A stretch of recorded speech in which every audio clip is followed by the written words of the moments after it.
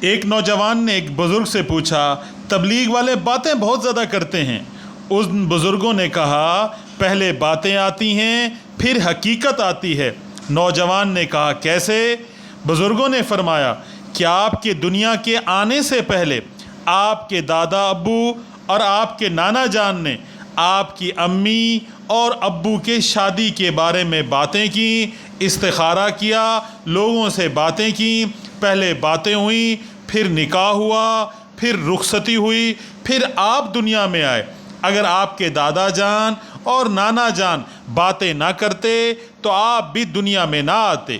پہلے علم آتا ہے پھر عمل آتا ہے۔ علم بھی ایسا ہو جو صحیح یقین کے ساتھ ہو۔ صحیح یقین کے فائدے یہ ہیں کہ اللہ ساتھ ہوتے ہیں، ہر حال میں خوش ہوگا، اللہ تعالیٰ مطمئن کر دیتے ہیں۔ صحیح یقین والے کے اعمال صحیح ہوں گے، صحیح یقین والے کے دنیا آخرت میں کامیابی ملتی ہے۔